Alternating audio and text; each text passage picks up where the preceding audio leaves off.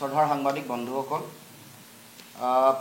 আজি আমাৰ সংবাদমেললৈ সকলোকে আপোনালোকক আদৰণি জনাইছোঁ। আমাৰ আজি সংবাদমেলত দলৰ উপসভাপতি চন্দ্ৰকান্ত দাস ডাঙৰীয়া আছে, অসমৰ অতিৰিক্ত মুখ্য সচিব, অসম চৰকাৰৰ প্ৰাক্তন এসময়ৰ বুলি কৈছে। আমাৰ চিত্ৰঞ্জন বসুমতাৰী ডাঙৰীয়া আছে, জিয়াউৰ ৰহমান ডাঙৰীয়া আছে, সঞ্জীৱ বৰা ডাঙৰীয়া আছে, গ্ৰীণ তালুকদাৰ আৰু অমৃত খাটনিয়াৰ ডাঙৰীয়া।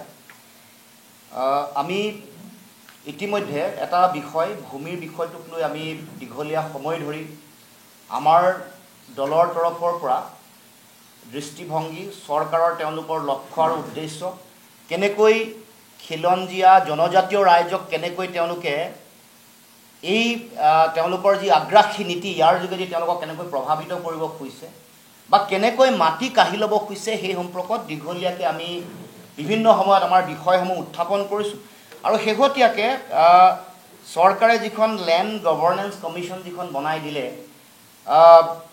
প্ৰশান্ত কুমাৰ ডেকাৰ নেতৃত্বত, সেই আয়োগখন বনাই দিয়াৰ পিছত মানুহৰ মাজত সৃষ্টি হোৱা যিটো আহি থাকিব লগা দিনসমূহৰ যিটো ভয়াৱহ পৰিৱেশ পৰিস্থিতি, সেই সম্পৰ্কত আমি ইতিমধ্যেই সমগ্ৰ অসমৰ ৰাইজক আমি উল্লেখ কৰিছিলোঁ। আমাৰ এই প্ৰশ্ন বা আমাৰ সংবাদমেলৰ পিছতে চৰকাৰে তেওঁলোকে বিজ্ঞাপন জাৰি কৰি অসম জাতীয় পৰিষদৰ নাম লৈ তেওঁলোকে বিষয়সমূহ মানুহৰ মাজত এটা প্ৰচাৰ কৰিবলৈ তেওঁলোকে অপচেষ্টা কৰিছিল। আজি সেইকাৰণে আমি 10টা প্ৰশ্নৰে এই গোটেই বিষয়বোৰক স্পষ্টতা দিবৰ কাৰণে আমি অসম চৰকাৰক আহ্বান জনাম। কাৰণ তেওঁলোকৰ মূল লক্ষ্যটো হ'ল পুঁজিপতি বনিয়া গোষ্ঠীক তেওঁলোকে মাটি দিবৰ কাৰণে কৰা এই ষড়যন্ত্ৰ বা চক্ৰান্ত। কাৰণ অসম চৰকাৰৰ ভূমি সম্পৰ্কীয় যি আইন বা বিধি আছে বা অধিনিয়ম আছে, সেইবোৰ প্ৰত্যাহাৰ বা সংশোধন কৰি সম্পূৰ্ণ এখন সংহত আইন, বিধি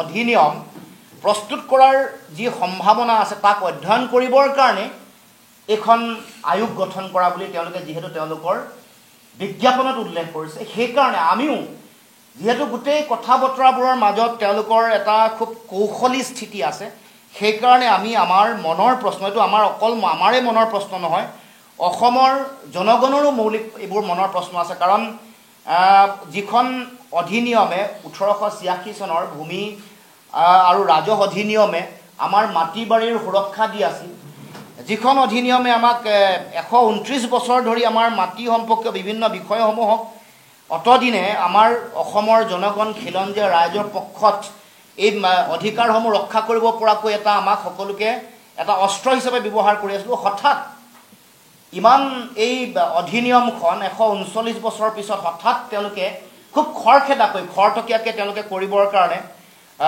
সংশোধন কৰিবৰ কাৰণে বা এইখন নতুনকৈ ইয়াৰ যিবোৰ বিধি আছে এইবোৰ নাইকিয়া কৰি নতুনকৈ কৰিবৰ কাৰণে তেওঁলোকে কিয় খৰখেদা কৰিছে, সেইবোৰক লৈ মানুহৰ মাজত ব্যাপক কৌতূহল, প্ৰশ্ন জড়িত হৈ আছে।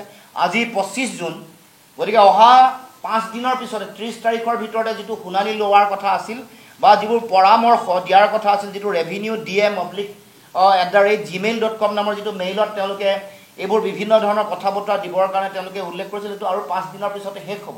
গতিকে এই এনেকুৱা এটা সময়ত আমি কেইটামান বিষয় আমি উত্থাপন কৰিব খুজিছোঁ। প্ৰথম বিষয়টো হ'ল অসমত প্ৰচলিত মাটিৰ বিষয়ে থকা সকলো আইন বা নিয়মাৱলী বিলোপ কৰি এখন মাত্ৰ আইন, ইণ্টিগ্ৰেটেড এক্ট তেওঁলোকে প্ৰণয়ন কৰিব বিচাৰিছিল নেকি, কৰা হ'ব নেকি, এই প্ৰশ্নটো উত্তৰ দিব লাগে। কাৰণ বিভিন্ন ধৰণৰ 1886 চনৰ ভূমি আৰু ৰাজহ অধিনিয়ম আছে, তাৰপাছত সংশোধনী 1927 চনত কৰা হৈছে। গতিকে এইবোৰৰ পিছত আইন আৰু বিধিসমূহ সকলোকে একেলগ কৰি তেওঁলোকে এখন ইণ্টিগ্ৰেটেড এক্ট কৰিবৰ কাৰণে তেওঁলোকে চিন্তা চৰ্চা কৰিছে নেকি, এইটো অসমৰ জনগণক জনাব লাগে। এইটো আমাৰ প্ৰথম প্ৰশ্ন। দ্বিতীয়, সময়ৰ লগত সংগতি ৰাখি প্ৰতিখন সংশ্লিষ্ট আইনৰ প্ৰয়োজনীয়তা বুলি অনুভৱ কৰা দফাবোৰ গুচাই দি নতুন ধাৰা সংযোজন কৰা হ'ব নে সম্পূৰ্ণৰূপে পুৰণি ধাৰা বা দফাবোৰ গুচাই একেবাৰে নতুন ধৰণৰ দফাৰে এখন বা কেইবাখনো আইন প্ৰণয়ন কৰা হ'ব নেকি, এই কথা অসমৰ ৰাইজক জনগণক জনাবৰ কাৰণে আমি প্ৰশ্ন উত্থাপন কৰিছোঁ, দাবী উত্থাপন কৰিছোঁ। এইবোৰ মানুহৰ মনৰ প্ৰশ্ন, আমি অসম চৰকাৰক উত্থাপন কৰিব খুজিছোঁ। তাৰপিছত 3 আৰু 4 এই দুইটা আমাৰ সন্মানীয় উপসভাপতি ডাঙৰীয়াই আপোনালোকৰ আগত ব্যাখ্যা কৰিব। 5 নম্বৰ, সংশোধনীৰ প্ৰস্তাৱবোৰ কোনোবা ইতিমধ্যে তৈয়াৰ কৰি থৈ এতিয়া আয়োগৰ মানে এই গোটেই অনুমোদনবোৰ কোনোবাই বহুজাতিক কোম্পানী কিছুমানে তৈয়াৰ কৰি দিছে নেকি খৰখেদাকে? কাৰণ এই এনেকুৱা ধৰণৰ এখন আইন প্ৰণয়ন কৰিবৰ কাৰণে বিধি বা অধিসূচনা প্ৰস্তুত কৰিবৰ কাৰণে এটা দীঘলীয়া পৰিক্ৰমা বহু সময়ৰ প্ৰয়োজন। সৰু এটা সংশোধনীৰ কাৰণে 2-3 মাহ ন্যূনতম লাগে।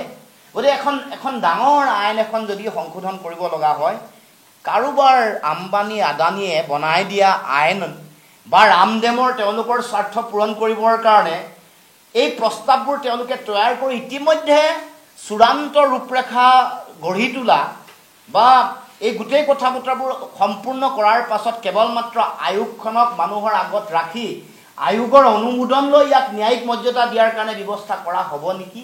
এই প্ৰশ্নৰো আমাক উত্তৰ দিব লাগে। কাৰণ এইটো মানুহৰ মাজত সন্দেহ হৈছে, এইটো কেৱল মাত্ৰ অনুমোদন লোৱাৰ মানে ব্যৱস্থাহে, মানে ন্যায়িক মৰ্যাদা দিয়াৰ কাৰণে যে কেৱল মাত্ৰ এই আয়োগখনক ব্যৱহাৰ কৰা হৈছে নেকি, এই কথাও আমি উত্তৰ বিচাৰিছোঁ। আয়োগৰ প্ৰতিখন সভাৰ কাৰ্যবিৱৰণী ৰাজহুৱাকে উপলব্ধি হ'বনে নহয়, যেনে বাতৰি কাকত বা বিজ্ঞাপন বা বিবৃতি যোগে উপলব্ধি হ'বনে নহয়, এই প্ৰশ্ন উত্থাপন কৰিব।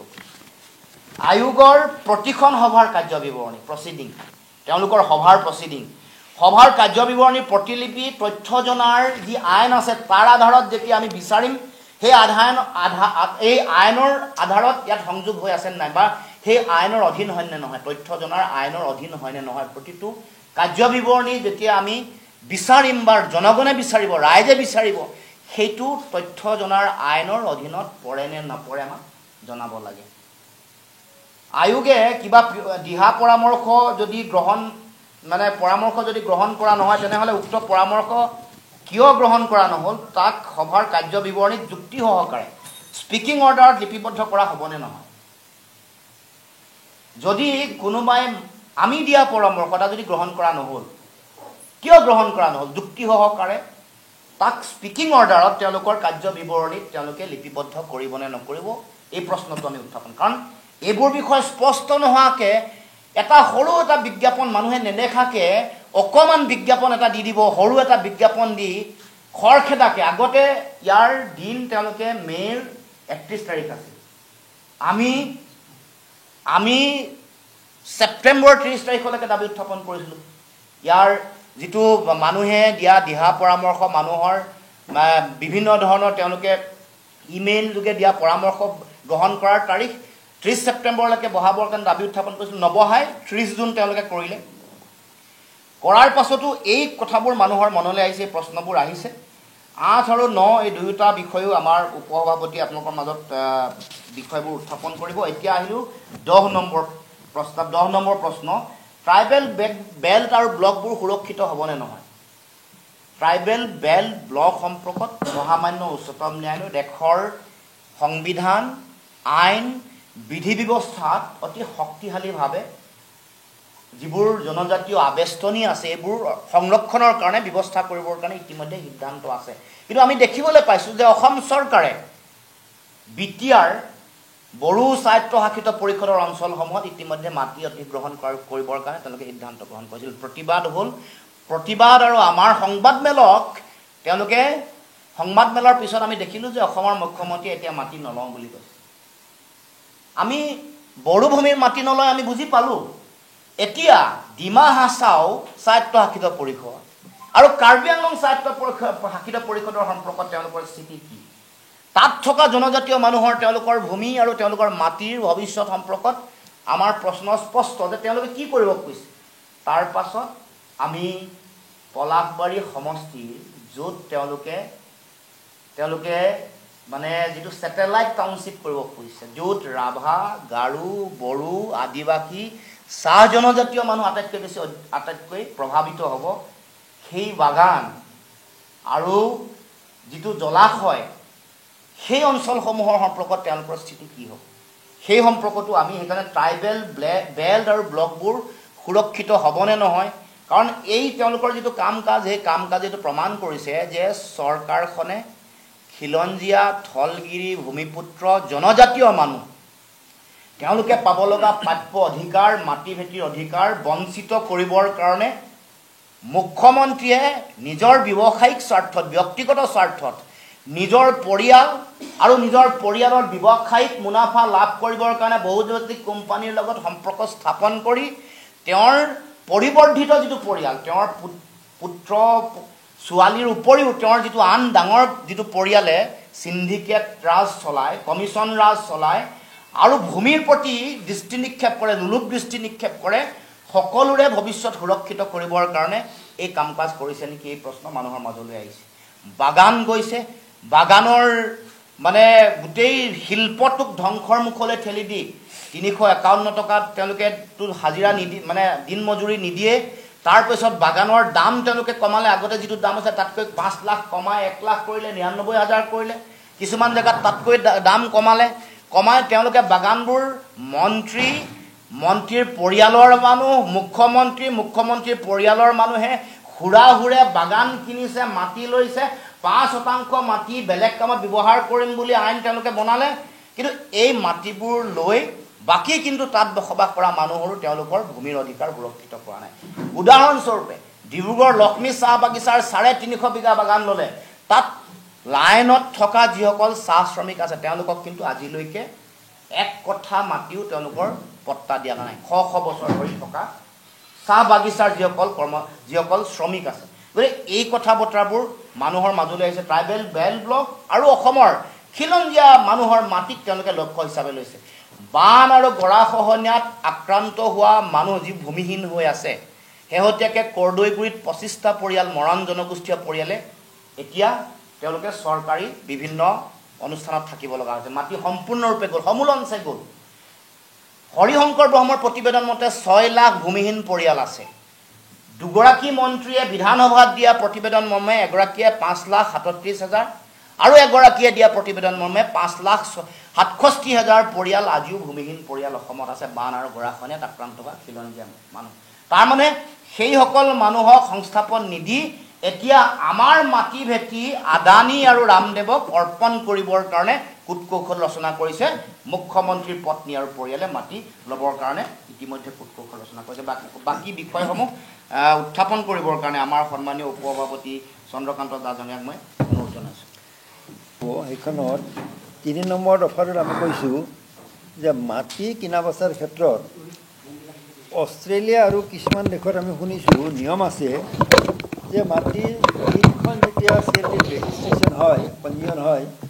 লগে লগে কম্পিউটাৰৰ যোগে মানে নামজাৰিটো হৈ যায় কিন্তু আমাৰ ইয়াত দেখিব আপোনালোকে যে বাতৰি কাকতত প্ৰায় বাতৰি ওলাই থাকে যে মাটিৰ গৰাকীয়ে নজনাকৈ গৰাকীৰ নামত বেলেগৰ নামত নামজাৰি হৈ গ'ল ভুৱা নামজাৰি হয় মৰা মানুহৰ মাটিৰো নামজাৰি হৈ যায় এই খেলিমেলি যিহেতু হয় সেইকাৰণে আমি বিচাৰোঁ যে আগৰ যিটো আপোনাৰ আসাম লেণ্ড এণ্ড ৰেভিনিউ ৰেগুলেশ্যনত বিধান আছে যে মাটি কিনাৰ 6 মাহৰ ভিতৰত চাৰ্কল অফিচাৰৰ তাতে গৈ পেলাই এটা নামজাৰি গোচৰ ষ্টাৰ্ট দিব লাগে সেই নামজাৰি গোচৰটো দিলে কি হয় যাৰ পৰা মাটি কিনা বুলি কৈছে কিনোতাজনে সেইজনক এটা কপি দিয়া হয় নটিছখন পালে সেইজন মানে গম পাব যে মই মাটি বেচিছোঁ নে নাই আৰু যদি যিজনে নামজাৰি বিচাৰিছে তেওঁৰ নামত নামজাৰি হোৱাত যদি কিবা বাধা আছে তেতিয়াতো আপত্তি দিব এতিয়া যদি কম্পিউটাৰেদি যদি লগে লগে দলিল ৰেজিষ্টাৰ কৰাৰ দিনাই যদি মোৰ মাটি কাৰোবাৰ নামত যদি ৰেজিষ্ট্ৰেশ্যন হৈ যায় ভয়ানক ঘটনা হ'ব তেতিয়া মই যিজনে কিনিব তেওঁ মোক আহি ক'ব যে তুমি মোৰ মাটিৰ পৰা উঠা মোৰহে নামত নামজাৰি হৈছে আজি এইবিলাক নোহোৱা ক'বৰ কাৰণে আমি বিচাৰিছোঁ যে সেই পুৰণি প্ৰচলিত যিটো নামজাৰি পদ্ধতি আছে যিটো 139 বছৰ ধৰি চলি আছে সেইটো বাহাল ৰাখিব লাগে আৰু দ্বিতীয় কথা হ'ল 4 নম্বৰটো যে মই নিজে আপোনাৰ ৰেভিনিউ ডিপাৰ্টমেণ্টত বহুত বছৰ কাম কৰিছিলোঁ এটা বা দুটা দফা সংশোধন কৰোঁতে কি হয় যে প্ৰথমতে তলৰ পৰা প্ৰস্তাৱ আহে প্ৰস্তাৱটো ৰেভিনিউ ডিপাৰ্টমেণ্টত বিভিন্ন ষ্টেজত বিচাৰ কৰি চায় যে এইটো সংশোধন কৰা উচিত হয়নে নহয় তাৰপিছত আপোনাৰ ৰেভিনিউ ছেক্ৰেটাৰী মিনিষ্টাৰ চবৰে এপ্ৰুভেল লাগিব তাৰপিছত কি কৰা যায় ল ডিপাৰ্টমেণ্টৰ অপিনিয়ন লোৱা হয় লেজিছলেটিভ ডিপাৰ্টমেণ্টৰ অপিনিয়ন লোৱা হয় যে ভাষাটো ঠিক আছে কি নাই আৰু যদি বিত্তীয় কিবা মানে কথা থাকে তেতিয়াহ'লে ফাইনেন্স ডিপাৰ্টমেণ্টৰ অপিনিয়ন লোৱা হয় তাৰপিছতে কেবিনেটত যায় কেবিনেটৰ এপ্ৰুভেল হ'লেহে সংশোধন এটা হয় গতিকে এটা সাধাৰণ সংশোধনতো আমি দেখিছোঁ একবিলাকত প্ৰায় 2-3 মাহ 4 মাহ সময় লাগি যায় এতিয়া এই কমিটিটোৱে ইমান দৌৰাদৌৰি লগাইছে যে মানে মানুহক পৰামৰ্শ দিবলৈ কৈছে, 2 মাহ সময় দিয়া নাই। এতিয়াহ'লে যিটো বস্তু মোৰ বোধেৰে 4-5 বছৰ লাগিব লাগে, তেওঁলোকে 3-4 মাহত যে ইমান খৰখেদা লগাইছে, ইমান তীব্ৰ গতিত গৈছে, ইয়াত সন্দেহ কৰাৰ স্থল আমি দেখা পাওঁ যে ইমান দৌৰাদৌৰিখন কিয় লগাইছে। আৰু দ্বিতীয়তে হ'ল কি, এতিয়া আপোনাৰ বানপানী হৈ গ'ল বহুত ঠাইত, মানুহে কোনোবাই কঠীয়া উঠাই নিব ওলাইছে খেতিৰ পথাৰত, কোনোবাটো কঠীয়া বেয়া হ'ল আকৌ কঠীয়া ৰুইছে। যাৰ মানে মাটিৰ লগত যোগ আছে, সেই মানুহবিলাক ব্যস্ত এতিয়া। এইখিনি সময়ত মানুহে ইমেইলত কেনেকৈ আপোনাৰ পৰামৰ্শ দিব, আৰু পৰামৰ্শ কিহৰ ওপৰত দিব?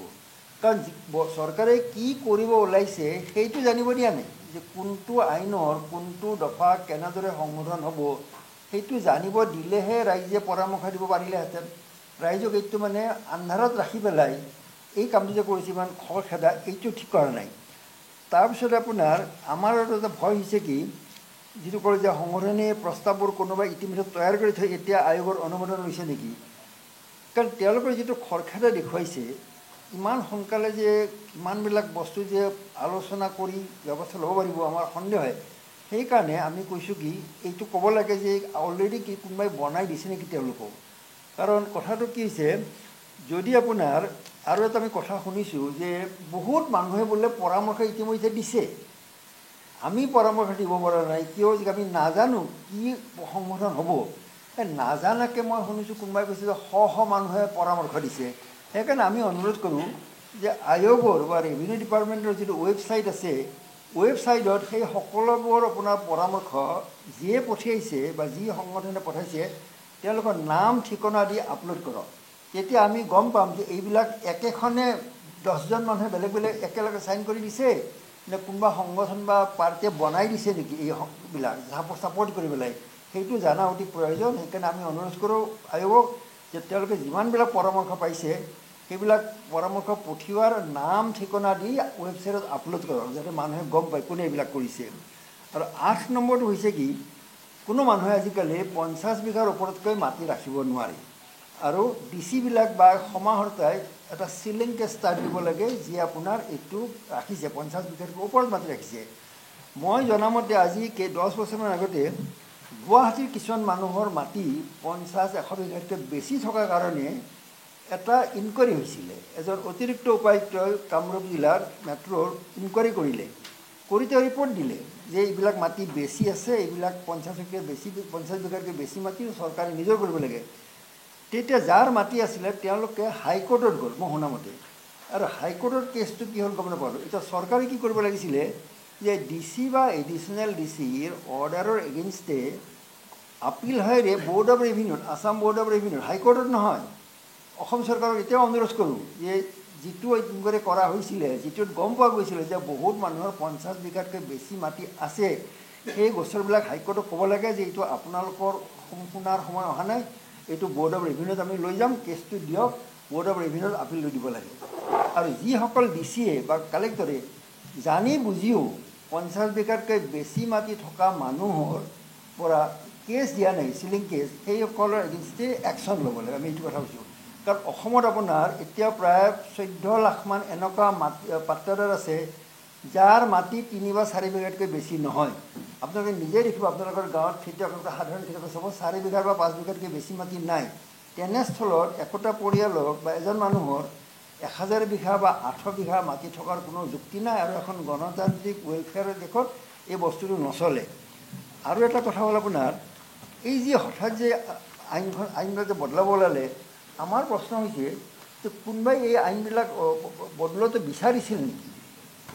সেইটোতো আমাক ৰাইজে চৰকাৰে জনোৱা নাই যে কোনোবাই বিচাৰিছে, নাই জনোৱা। তাতে কোনো ড্ৰাফ্ট দিয়া নাই। ড্ৰাফ্ট নিদিলে আমি কিহৰ ওপৰত কমেণ্ট দিম? আচ্ছা, তাৰপিছত হ'ল কি, আমি এতিয়াও কৈছোঁ যে যিখন ড্ৰাফ্ট সংশোধন আছে খচৰা, সেইখন ৰাজহুৱা কৰক। সেইখনৰ ওপৰতহে মানুহে সুস্থিৰভাৱে চাই চিন্তা কৰি পেলাই কমেণ্ট দিব পাৰিব, মতামত দিব পাৰিব। আৰু এই বিষয়ে অসমৰ বিভিন্ন ঠাইত আয়োগে গৈ পেলাই ৰাইজৰ পৰা শুনানি ল'ব লাগে। আৰু এটা বৰ ইম্পৰ্টেণ্ট কথা হ'ল, আমাৰ ভয় হৈছে কি যে পুৰণি ৰেকৰ্ডবিলাক নোহোৱা কৰি দিব নেকি কম্পিউটাৰৰ নামত। কাৰণ কাৰ মাটি কোনে কেতিয়া দখল কৰিছিলে। এতিয়া বহুত মানুহ আছে, আপোনাৰ দুখ লগা কথা, ধৰক কোনোবাই গোৱালপাৰা বা কামৰূপতে মাটিত চৰকাৰী মাটিত বহি আছে, তেওঁলোকে কৈছে কি যে আমাৰ মাটি গোৱালপাৰা কামৰূপ জিলাত বা দৰঙত গৰাখহনীয়াত গ'ল, আমাৰ মাটি আছিলে। সেইটো এতিয়া প্ৰমাণ কেনেকৈ কৰিব যদি আপুনি পুৰণি চিঠা বা জমাবন্দী নাচায়। সেইকাৰণে পুৰণি চিঠা জমাবন্দী 100 বছৰৰো জমা থাকিব লাগে। মাটিৰ কাজিয়া লাগিলেও কোনে কাৰ মাটি কোন চনত কিনিছিলে নে নাই সেইটো প্ৰমাণ কৰিবলৈ পুৰণি চিঠা জমাবন্দী খুব দৰকাৰ। সেইকাৰণে পুৰণি চিঠা আৰু জমাবন্দীবিলাক যাতে নষ্ট কৰি নেপেলায়, এইটো আমাৰ হ'ল অনুৰোধ। তাৰপিছত আপোনাৰ আমি বাৰে বাৰে আৰু কৈছিলোঁ যে 30 ছেপ্টেম্বৰলৈকে সময় দিয়ক, যাতে মানুহে যি ক'ব লগা আছে ভাবি পেলাই ক'ব পাৰে। মানুহৰ মাজত সজাগতা যেন এতিয়াও অহা নাই তেনেকুৱা, সেইটো দেখা গৈছে, মানা হোৱা নাই। আজি 25 তাৰিখ হ'ল জুনৰ।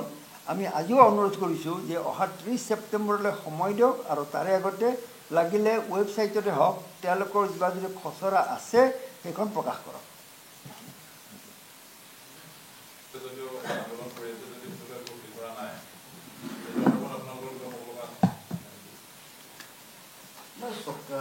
প্ৰথম কথাটো হ'ল যে তেওঁলোকে মাটি কাৰ্বি আংলং, ডিমা হাছাও আৰু বড়োভূমিত তেওঁলোকে ইতিমধ্যে বহু সময় মানুহে ভবা নাছিল যে এইখনে, তেওঁলোকে ভাবি আছিল বিশেষকৈ তাৰ যিহেতু কাউন্সিলসমূহ তেওঁলোকৰ লগত আছিল, তেওঁলোকে ভাবিছিলে যে তাত তেওঁলোকে মাটি অধিগ্ৰহণ কৰিলেও কোনো ধৰণৰ বিৰোধ নহ'ব কমন মানুহৰ। কিন্তু যেতিয়াই বিৰোধ হ'ল তেতিয়াই মুখ্যমন্ত্ৰীয়ে বড়োভূমিত তেওঁলোকে নকৰোঁ বুলি ক'বলৈ বাধ্য হৈছে, বা জনগণৰ সংক্ষোভ দেখি, কাৰণ বিটিআৰ নিৰ্বাচন সমাগত বৰ বেছি দিন নাই, গতিকে বিটিআৰ সম্পৰ্কত ষ্টেটমেণ্ট দিছে। তাৰ পাছত দ্বিতীয় ডিমা হাছাও সম্পৰ্কতো তেওঁ কিবা এটা ষ্টেটমেণ্ট দিয়া দেখিবলৈ পাইছোঁ, কিন্তু তাতো তেওঁলোকে ইতিমধ্যেতো মাটি দিয়া কাম আৰম্ভ কৰিছে। ডিমা হাছাত আৰম্ভ কৰিলে তেওঁ কিয় দিয়া নাই বুলি যদি কয় যে কাৰ্বি আংলঙত নাই দিয়া, কাৰণ কাৰ্বি আংলঙৰ CMৰ লগত মুখ্যমন্ত্ৰী অতি ঘনিষ্ঠ সম্পৰ্ক, গতিকে ভাবিছে যে ইয়াত চলি যাব আৰু ইয়াত তেওঁ কণ্ট্ৰল কৰি ল'ব পাৰিব। কিন্তু যি আমি জনজাগৰণ দেখিছোঁ, আমি পলাশবাৰীত যোৱা 2 দিনৰ আগত যিমান বিশাল হাজাৰ বিজাৰ মানুহ ওলাই আহিছে, কাইলৈ পৰহিলৈ কাৰ্বি আংলং আৰু ডিমা হাছাওতো ব্যাপক গণ অভ্যুত্থান হ'ব, গণ আন্দোলন হ'ব, কাৰণ মাটি থাকিলেহে জাতি থাকিব। গতিকে তেওঁলোকৰ জনজাতি বিৰোধী চৰকাৰৰ যিটো চৰিত্ৰ সেইটো লাহে লাহে ওলাই পৰিছে। ভোটটোক ঠিকে লৈ আছে, ভোট মানে তেওঁলোকে ল'বৰ কাৰণে বিভিন্ন ধৰণৰ চলাহী কথা কয়, ভোট বেংকৰ বিভিন্ন ৰাজনীতি কৰি আছে, কিন্তু দেখিছে যে এইখন চৰকাৰ বিজেপিৰ চৰকাৰ, হিমন্ত বিশ্ব শৰ্মাৰ নেতৃত্বাধীন যিখন চৰকাৰ, এই চৰকাৰখন জনজাতি বিদ্বেষী, জনজাতি বিৰোধী, লক্ষ্য বেলেগ একো নহয়, জনজাতীয় ৰাইজৰ যিবোৰ 6 শিডিউল এৰিয়াত এনেও এনেকৈ মাটি বেদখল বা অধিগ্ৰহণ কৰিব নোৱাৰে, তাতো তেওঁলোকে লক্ষ্য হিচাপে লৈ যেতিয়া আম্বানী, আদানী বা ৰামদেৱক সন্তুষ্ট কৰিব খুজিছে, তেতিয়াহ'লে এইটো কথা নিশ্চিত যে মুখ্যমন্ত্ৰীৰ লোলুপ দৃষ্টি এইবাৰ জনজাতীয় ৰাইজৰ মাটিৰ ওপৰত। এতিয়া আমি জনজাতীয় ৰাইজৰ মাটিৰ কথা কৈছোঁ, তাত প্ৰতিবাদো হৈছে, সকলোৱে মাথো মাতিছে, কিন্তু যিখিনি অজনজাতীয় থলুৱা লোক তেওঁলোকৰ মাটিওতো ইতিমধ্যে গৈ আছে বহু ধুনীয়া নিশ্চিতভাৱে বহুত, মানে সেইটো কাৰণেইতো আমি কৈ আছোঁ যে আমাৰ মাটিৰ অধিকাৰ সুৰক্ষিত হ'ব লাগে। অসম চুক্তিৰ 6 নম্বৰ দফাই এই কথা কৈছিল, স্পষ্ট ৰূপত ভূমিৰ এটা সুকীয়া শিতান আছে, তাত বিধি ব্যৱস্থা কি কি ল'ব লাগে সেই সম্পৰ্কত স্পষ্ট ৰূপত তেওঁলোকে, আনকি আইনৰ বিভিন্ন ধৰণৰ দফা সন্নিৱিষ্ট কৰিও তেওঁলোকে এই কথাবোৰ তেওঁলোকে উল্লেখ কৰিছে। বা ভূমি সম্পৰ্কত তেওঁলোকে হৰিশংকৰ ব্ৰহ্মৰ এখন কমিটি বনাইছিলে, সেইখনৰ প্ৰতিবেদন গ্ৰহণো নকৰিলে, কাৰ্যকৰীও নকৰিলে। গতিকে মূল কথা হ'ল জনজাতীয় আবেষ্টনী যিবোৰ আছে, য'ত সাংবিধানিকভাৱে তাত তেনেকৈ ভূমি বেদখল মানে তেনেকৈ দখল কৰিব নোৱাৰে, তাতে যেতিয়া হাত দিছে, বাকী অঞ্চলসমূহত দিয়াটো স্বাভাৱিক, ইতিমধ্যে হৈছে, বাগানসমূহো দিছে। গতিকে অসমৰ মাটি যাতে সুৰক্ষিত হ'ব পাৰে তাৰ কাৰণে অসম চুক্তিৰ 6 নম্বৰ দফা, যিবোৰ এক্সিষ্টিং যিবোৰ আইন আছে, যিবোৰ মেনুৱেল আছে, সেইবোৰৰ মতে ব্যৱস্থা হ'ব লাগে, আৰু আমাৰ মাটি কোনো কাৰণতে যাতে কাঢ়ি লৈ যাব নোৱাৰে তাৰ কাৰণে শক্তিশালী ব্যৱস্থা গ্ৰহণ কৰিবৰ কাৰণে অসম চুক্তিৰ 6 নম্বৰ দফা আৰু হৰিশংকৰ ব্ৰহ্মৰ প্ৰতিবেদন তাৎক্ষণিকভাৱে কাৰ্যকৰী কৰিবৰ কাৰণে আমি দাবী উত্থাপন কৰিছোঁ। মিত্ৰতা হ'ব আৰু হ'ব লাগিব। বিজেপিক যদি ৰোধ কৰিব খোজে, পৰাভূত কৰিব লাগে, তেতিয়াহ'লে মিত্ৰতা হ'ব লাগিব, মই ভাবোঁ হ'ব। আৰু আমি আমাৰ ইতিমধ্যে আমাৰ দৃষ্টিভংগী আৰম্ভণিৰ পৰা কৈ আহিছোঁ, গতিকে তাত আৰু আমাৰ চিন্তাটোত আমাৰ যিটো দৃষ্টিভংগী উত্থাপন কৰিছোঁ, সেইটো অসমৰ জনগণৰ মনৰ কথাটো উপলব্ধি কৰি আমি ক'ব খুজিছোঁ। গতিকে মই ভাবোঁ যে বিজেপিক যদি পৰাভূত কৰিব লাগে তেতিয়াহ'লে মিলিব লাগিব, মিলাব লাগিব। আপুনিতো সদায় সপক্ষে কৈছে, তেনেকৈ কৈ আছে, কিন্তু আন দুজন সভাপতি ধৰক গৌৰৱৰ কথা যদি কওঁ বা অসুবিধাৰ কথা কওঁ, তেওঁলোকৰ মাজত কিন্তু দূৰত্ব অহাহে পৰিলক্ষিত হৈছে। বেলেগৰ কথাটো মই কোৱাটো উচিত নহয়। মই ভাবোঁ যে জনগণে যি আহ্বান কৰিছে সেইটো আমি সকলোৱে উপলব্ধি কৰাটো দৰকাৰ।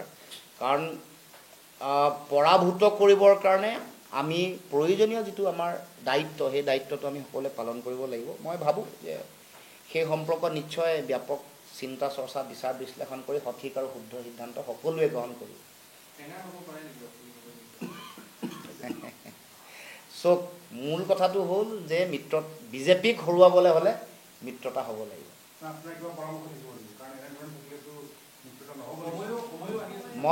মইতো সেইটোৱে জনগণৰ কথা কৈছোঁ, জনগণৰ মনৰ কথা সকলোৱে অনুভৱ কৰি, নাই জনগণৰ মনৰ কথা সকলোৱে অনুভৱ কৰক। অলৰেডিটো ক'লেই আৰু আপোনালোক সকলোকে ধন্যবাদ। Thank you. একাপ খাই যাব। ধন্যবাদ।